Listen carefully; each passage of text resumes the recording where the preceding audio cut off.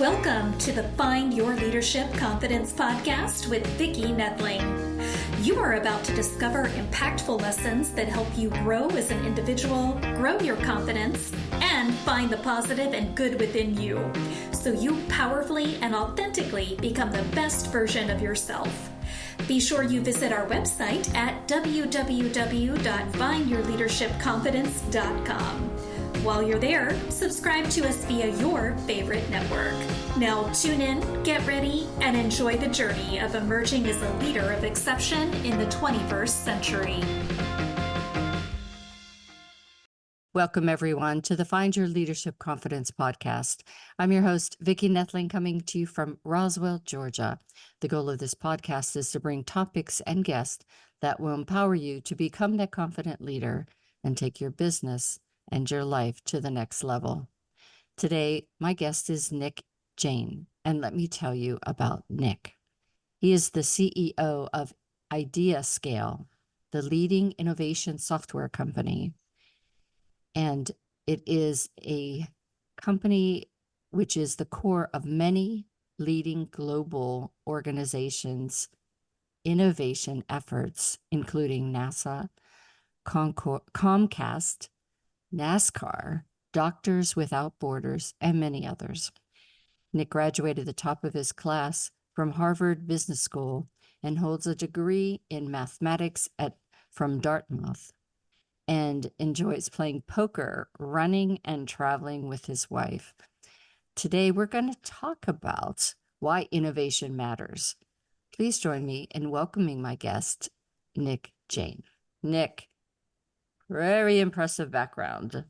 And it's a good thing that we have you here, because I think that people get stuck with innovation. They get comfortable with doing the same thing over and over. And really, to keep energized and revitalized, you have to continue to invent and reinvent yourself and your business. 100%. That's exactly right. It's very easy if you're a big multi-billion-dollar organization or have been around 40 or 50 years to rest on your laurels and say, I've got it. And that's true both at an individual level, if you've accomplished a lot in your career, or at an organizational level where you are, the leader in your industry. But the quote I always like to refer to is, if you're not innovating, remember someone else out there is, right? That could be your competitor, that could be a foreign nation, that could be a different government agency that relegates you to, be irrelevant. You have to keep innovating because A, the problems of the world change and the problems that your organization have to face change. But B, even if those problems don't change, your competitors just aren't sitting still every day. And that's true again at both an individual level and at an organizational level. Yeah, I think a great example of that is the car companies. We don't have a Model A or Model T car anymore, that the public demands that you constantly come up with new designs, new technology, new innovations to meet your needs or your likes, desires. Yeah, tech is a classic one, right? You're also seeing another good example is Intel. For the last 40 years, Intel was synonymous with computer chips, right? Intel inside was a logo we all grew up with. And yet look at what's happening to Intel over the past few months as they fell behind on the AI trend. They've had to lay off thousands of people, and you can imagine the kind of human misery that has caused. But it's not just technology that's innovation, right? Innovation includes how do you, produce your product more effectively? How do you make it safer? How do you make it more ethical? So it's not always just new technologies, new inventions, but doing some things that you're already doing just better. Yeah, very true. Very true. All right. We have a couple easy questions before we get into really the meat of all this. And that is, just share with everyone, where do you call home? Where do you live right now? Sure. So I have called the great city of Philadelphia home for the past 2 years, just hit the 2-year mark about a week ago, city of brotherly love. Awesome. Toastmaster International's convention is going to be in Philadelphia next year, celebrating 101 years. So, wow, you can have a party in your city. 5 blocks away from where I live, actually, is the convention center. So cool. And we gave a little bit about your schooling and that, but talk about your your journey that led you to do what you do today? Especially, demonstrating that it isn't always an easy road, or doesn't have a few pivots along the way. So talk about some of the paths in your journey that really framed what you do. Sure. So I'm fortunate to have gone to a couple of good schools and be, running a company today, but my origins are quite humble. I grew up, for the first 5 years of my life, I was raised in India by a single grandmother. I had half an hour running water in the morning, half an hour in the evening. Electricity would go on and off. Mm-hmm. Again, I did not have to slog to a well to get water, but it was certainly not, developed world quality standards of living. Grew up in a small farm town in Canada, typical immigrant blue collar parents, right? My father was a janitor, cleaned toilets his entire life for career. Mm-hmm. And throughout my career, so, I worked my butt off to get into good schools and get good jobs. But there have been a couple career pivots along the way, right? I switched from going into academia to going to business. I spent a bunch of time on Wall Street, launched a hedge fund that failed, and have now, been very fortunate that I pivoted my career and have become a professional CEO where folks hire me to run companies and take them to the next stage in their growth and success. Awesome. So why do large organizations struggle with innovations now? Is it they're stubborn and they think we've got this?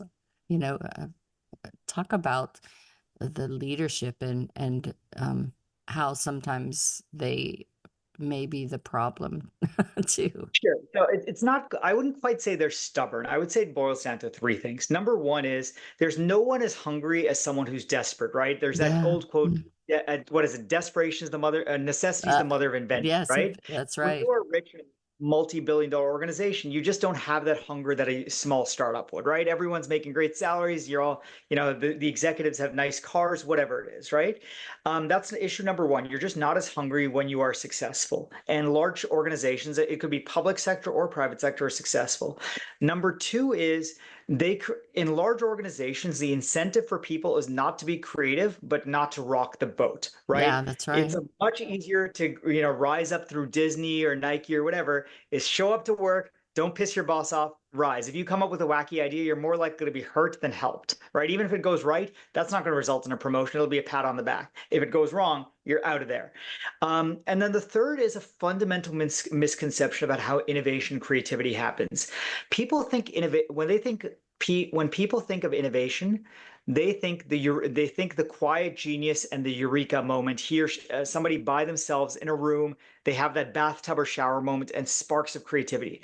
That is an illusion. That doesn't actually happen in the real world. Innovation or creativity is a process, especially if you want to do it at scale. So you can't just rely on freak inventions or freak ideas from, Mhm. geniuses. You actually have to create a culture, a process of innovation throughout your organization, especially if you want to do it repeatably, which if you're a large organization, you don't care about one new product or one new process improvement. You got to do that every day to stay ahead of your competitors. Yeah. And I think too, especially in the last several years, a lot of people still are not, they're risk averse, if you will, or running a little bit scared and really downsizing, trying to make it through rather than thinking, well, what is that next best thing, whenever the economy and everything's great, they don't want to, as you said, rock the boat. They don't want to lose the status and all that they have, but it doesn't help you. And I do love that you talk about startups. I work with entrepreneurs and they're willing to do that. Even I I retired from UPS, and in the beginning years when I was working in the early 90s, that's whenever we were so innovative and we had a tech and research group. And then it always surprised me when we got rid of the research area. I thought, oh my goodness, this is a terrible thing to do, because all of the great things that we just invented came from those folks. And so I think a lot of companies are that way, where we just want to get by, and so we'll get rid of these people and get people that cost less money, but then you lose all that knowledge and things. Talk about how can an organization build and sustain that innovative culture that you just described a little bit ago? Sure. So I'll put it down to three, that there's four things you need to have a sustainable, scalable innovation culture. Number one, you need to hire the right people. That's true with anything. You need people who are generally smart, conscientious, excited, ambitious, right? If your organization is filled with people who aren't that, you're going to struggle.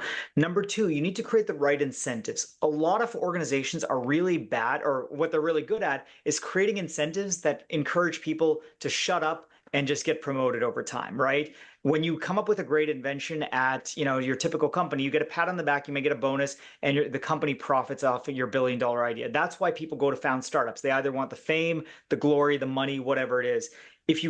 And so organizations need to just capture that talent in-house and prevent people from having the incentive to go start their own shop. Wouldn't it be great if you as Google owned the next billion-dollar company rather than all these Google alumni going out and forming these billion-dollar companies? The third is process, and this goes back to that eureka moment of don't rely on eureka moments. Instead, rely on a process of innovation. And number four is the tools and technology. And tools and technology are not a need to have, and I say this despite being a software vendor, but they're going to supercharge you. Think of it almost like, look, if you want to get in shape, all you need is a pair of sneakers, and you can go out and get in shape with the right mentality and a pair of sneakers. But if you want to be way better, wouldn't it be more awesome if you had a gym and a trainer, right? Innovation is the same way. If you have people, incentives, and process, you'll do well. If you want to hypercharge your innovation process, you have to give yourself your teams the right technologies or tools. Yeah. And I think it's all about mindset too, from the top down, that it's okay to fail. Like, you get a great idea, that idea has to develop. And so give it the space and the time to do things. Not every great idea is going to happen overnight. As a project manager, I love to do the first phase of information finding, because it was, well, you came to me with this project idea and goal, but as we peeled the onion and started to discover and understand processes and people, we realized that there was a better solution that hadn't been really thought about, and that's the one that made the more right decision, if you will. Mm-hmm. So what is an idea meritocracy? Is that how you say it? Meritocracy. Meritocracy. What is that? Sure. So in many organizations, well, we all know what a meritocracy is, right? The best person wins, right? Then you want that ideally in your school. You want that, you want your best athletes to be in the NBA or the NFL or figure skating competitions or whatever it is. In ideas, it's a very weird thing where the best ideas don't win in our culture or in most organizations. It's the ideas that come from the most senior person or the loudest person, right? And the loudest can be whoever telegraphs their voice. And I'm not just talking volume, but whoever telegraphs their voice most effectively, the most eloquent person. And the most eloquent person may not actually have the best idea, the loudest person, the most senior person. So an idea meritocracy is a culture where, regardless of where the idea comes from, regardless of whether it's from somebody senior, somebody who's a minority, someone who speaks broken English, the best ideas rise to the top and the worst ideas fall to the bottom, in the same way that you would like that to happen in society, where the most meritorious people rise to positions where they can have the most impact on our society. Yeah, right. Yeah, you see that in all aspects of our lives, for sure. So what advice would you give to other tech executives out there to really help them be that person that takes the ideas to the next level? And I loved also that you talked about that the ideas don't have to come from the top.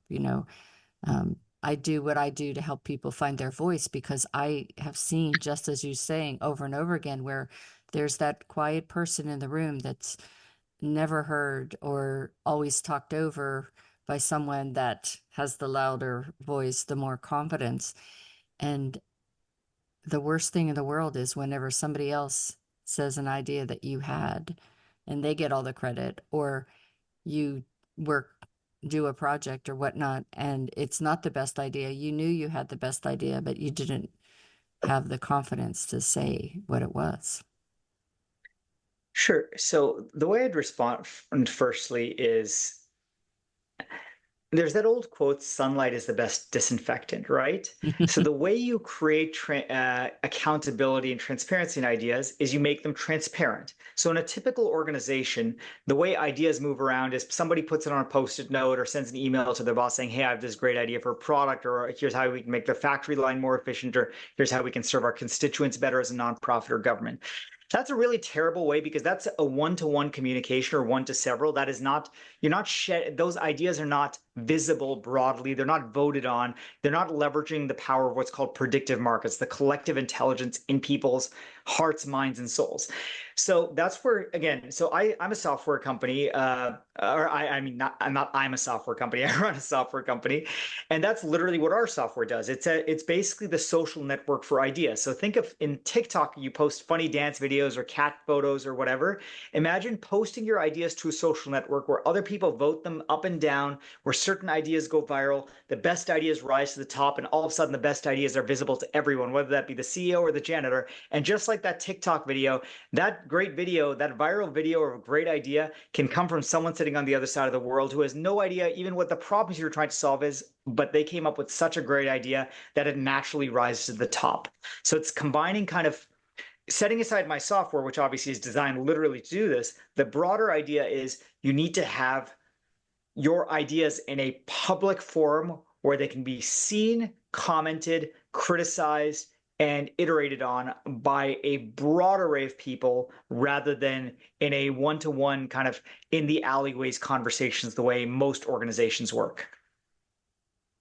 So how does one deal with the competitive aspect of that?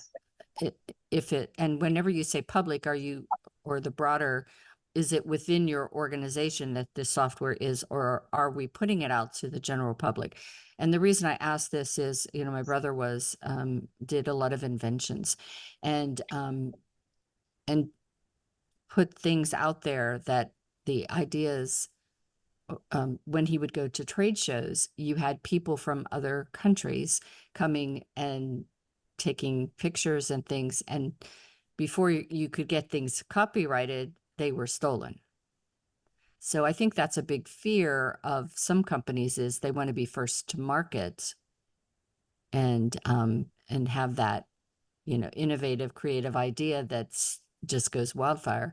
But if you put all of your ideas out to the general public, how do you control that your idea won't be stolen? Sure. So I'll answer in two ways. So, for example, our software can be totally public, or it can be inside the company. So we use our own software, for example, to develop our product, and we have a public forum where anyone in the world, our competitors, can go in and look at what's being contributed there, and they can steal our ideas, or they can contribute to ideas. They can vote up or down. That's totally public, and that's actually about 90% of our innovations, or our product innovations, come from that public forum. There's about 10% which we keep private, is only accessible to internal employees.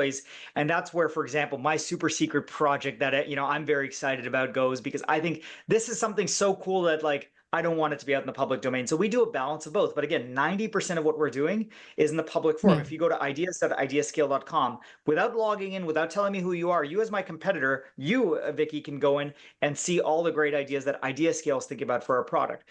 But then the back half of the question is, there is a trade-off. To the broader an audience you engage, the more likely you are to get a great idea and to get the combined wisdom of the crowd. So yes, you lose control and you increase the probability that someone's going to steal your ideas.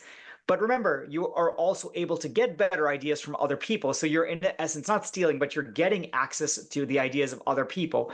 The example you gave of a trade show where someone's just coming and taking photos, they're basically extractive, right? If you have a true idea community, you have people who are both extracting value from the community, but also putting in. Yeah.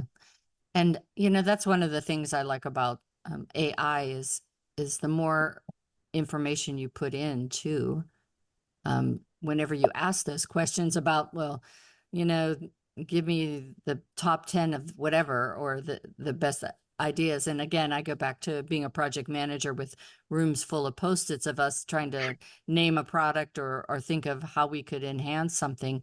And we'd spend 2 weeks, I don't know, sometimes longer, with this room full of things. And nobody could really think, well, what's the best one? Because it's just a group of 10 or 12 people, limited ideas and thoughts. But when you put it out to that greater crowd source, that, or more input is put into the AI, I think that's when you come up with things that maybe won't be that final idea, but it spurs more constructive ideas to come out, things that you hadn't thought of, that was like, oh, that's what people want. Oh, and I think that's why what you do is so important, because it is giving you insights from maybe a diverse audience that can spark some ideas or innovation that you really didn't understand that people were looking for or wanting. Mm-hmm. There's a good tangible example that comes from the notion of like a diverse audience, right? I'm a big believer in that, both kind of the cosmetic diversity, but also intellectual diversity. There at Walmart, one of the biggest corporations in the world, obviously, 4 or 5 years, I might be getting the date wrong, but call it roughly about 5 years ago at their annual shareholder conference, the CEO of Walmart calls a guy from some warehouse, a Walmart warehouse, up because this random, blue collar employee in one of Walmart's many warehouses had invented a ladder that would save Walmart millions of dollars, right? And that's an employee that is so many levels away from the CEO of one of the world's largest corporations, and yet he was able to contribute something really meaningful to Walmart. And Walmart, brought this guy out and commended him. And that's a really healthy culture where great ideas go all the way to the top really quickly. Yeah. And you need to have the confidence to be able to do that. Believe in yourself. So let's talk about finance too. I early on I talked about risk and things, and a new idea, a new innovation usually is going to cost a couple bucks. So talk about, how do we understand the finance of all of this? Sure. So I'm an ex-Wall Street guy. That's where I spent most of my career, in fact, in private equity and hedge funds. Business, in theory, business decisions should be made based on two things. Number one, ROI, return on investment, and number two, risk management. I'm thinking of the Seinfeld episode on risk management, if any of your audience remembers that. Yes. So the right way, from a purely theoretical way to make decisions, is you make decisions that are expected value positive and never bankrupt your organization when they go awry. And so you should be constantly taking at bats or taking shots at pitches, even if you're going to miss, 9 times out of 10, as long as the times that you miss don't bankrupt your organization. Now, most organizations are so risk averse that they don't actually do that. They just try and hit the easy balls, and they ignore the 9 balls that could hit home runs, but have a 9 out of 10 chance of failing. Mm-hmm. So the way you manage risk is you switch your culture to what's called an experiment-driven culture rather than a wins-driven culture, where you say, look, I'm going to take 1,000 shots on net. I know I'm going to miss 800 of them. I'm not going to fire my employees or yell at anyone, but I'm going to make sure of two things. Number one, every time I take an at-bat or shot on net, I expect on average to win, number one. And number two, I'm never going to bankrupt myself or injure myself as an individual or as an organization when I miss. And if you can master those two things, that you take expected value positive decisions and you never destroy your organization when you fail, then you've created a rapidly iterative, experiment-driven culture. And those are the best organizations that succeed. There's a ton of evidence on this. Yeah, I agree. Well, time is flying by. Just a couple questions. So as you've worked with the different companies, especially recently, what lessons have you learned about where leadership is right now in innovation and matters thereof? Sure. So I think I'll say there's 3 trends I've noticed. The first is that a lot of organizations have started to realize innovation is a critical necessity in their business. So they've started adding chief innovation officers or R&D departments. Mm-hmm. This includes organizations in fields that you would not assume need R&D departments, like manufacturing companies, right? Obviously, Pfizer, the pharmaceutical companies have R&D departments or innovation departments, but I think if there's been a broader realization over the last, especially last 5 or so years, that hey, if we're a large organization, we need a chief innovation officer. That's a real function to make sure that we're always getting better for tomorrow. Mm-hmm. Number two is there has been a greater appreciation for intelligence that lies outside the boardroom. So, and that's again the area where we specifically play, which is how do you tap the broader human intelligence or collective intelligence of your ecosystem? And your ecosystem is not just the CEO and his or her 5 or 10 like boardroom buddies. The third is that there has been a greater urgency. I think whether it be driven by AI or the fact that the world is moving faster, or that the fact that especially in America now we're starting to observe foreign adversaries both at a corporate level and at a Yeah. national state level, there has been a greater sense of urgency. And it goes back to that quote I said, which is a necessity is the mother of invention. I think Mm-hmm. there's a greater urgency for Western organizations, Western corporations, Western governments to innovate because we're facing a much greater threat or much greater potential for disruption in a way that has not been observed for the better part of a century now. Yeah, so true. And then who has influenced you the most in your career thus far? I would say two people. Number one, there's a professor of finance at NYU called Aswad Damodaran. He wrote a book called Valuation. He's considered the godfather of modern valuation theory. He like how do businesses make money, basically. Yeah. So his book is just phenomenal. You can do it with high school math. It is not a light read. You need to sit down with pen and paper. But that's number one because he's taught me very clearly. And I've never met the guy. I've just read his book and like emailed him a couple of times. It's just a really, really solid understanding of how businesses make money and why some businesses suck and some are great and Yeah. applicable across all industries. Number two is my high school math teacher, Mr. Kennedy. And I think what he taught me was very clear, and it took me a long time to appreciate this, is the value of effort over natural ability or intelligence. The idea that Yeah. you just sit down, you work your butt off, you do things perfectly, and that overcomes, just raw talent. Because raw talents can be lazy. Effort is something you can control, and always you can grind out more success than anybody with natural talent can. And I think that's really important because, and especially for all the entrepreneurs out there, it isn't easy, and so you have to have that work ethic mindset that I know things are going to be tough. I know it's a roller coaster ride, but I'm going to just, as you say, grind it out. I'm just going to keep on going and taking the hits, but getting back up. And I think that's really important. So yay for your math teacher. My husband was a math teacher. He'd love to know that that you had a math person that inspired you. Well, I'm sure there are folks out there that really would love to know more about your company and the ways that maybe you can help them become that more innovative culture and maybe have your team be more inspired. So let's share my slide that has your contact information. If you're just listening, you can get all this information in the show notes on my Vicki Noethling YouTube channel. So please subscribe, as well as my findyourleadershipconfidence.com website. But for you that are watching, go ahead and get that screenshot. The website is IdeaScale.com, IdeaScale.com, and Facebook, Instagram, LinkedIn, and Twitter are all IdeaScale.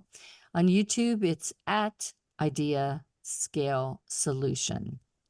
And again, YouTube is at IdeaScale Solution.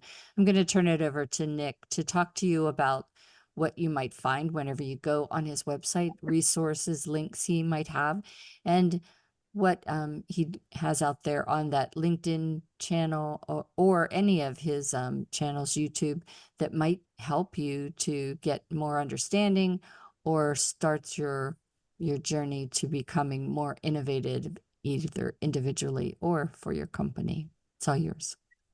Thanks so much, Vicki. So I'll give three things that I'd point people to. If you go to ideascale.com, and you can sign up for our software. It's completely free for organizations less than 100 people. So whether you're an entrepreneur or a small business, I would love if you use our software. Obviously, if you're a large company, come be my customer. Number two is IdeaScale's blog, which is completely free and not paywalled in any way, is the #1 resource for how to become a better innovation practitioner. So if you ever search the word innovation in any language, French, Japanese, Chinese, English, Russian, it's basically some combination of Wikipedia, Harvard Business Review, and us on the experts on this topic. So you don't have to pay me anything. If you want to be great at innovation, go read our blog. It's not advertisement for our company. It's just really, really good content. And then thirdly, if you want to get in touch with me, my name is Nick Jain. Best way to reach me is on LinkedIn. I respond to 100% of messages, so feel free to DM me. Fantastic, Nick. It's so great chatting with you. I love everything you're talking about, and it just reminds me again of my early days and seeing being part of new ideas, unthought of things. The last project that I was working on, I was brought back as a consultant, and it was something first to market, undone, and it's so exciting to be part of that. But you do have to be willing. There were many times where things did not go right, and you had nothing to refer to because it was brand new, and it's scary, but it's fun and exciting, and I think companies need that. So thanks for being a great guest and sparking hopefully some ideas and some folks to putting a fire under them to be allowing their company to be more innovative and making a difference to make our world better. Thank you so much for having me on your show, Vicki. As always, I remind everyone that life is a journey and it's up to you to enjoy the ride. This is Vicki Noethling signing off. Thank you for tuning into the Find Your Leadership Confidence podcast with Vicki Noethling, where we share impactful lessons that help you grow as an individual, grow your confidence, and find the positive and good within you so you powerfully and authentically become the best version of yourself. Remember to visit our website at www.findyourleadershipconfidence.com and enjoy even more great episodes like this one. Again, while you're here, subscribe to us via your favorite network. We look forward to seeing you next time on the Find Your Leadership Confidence podcast.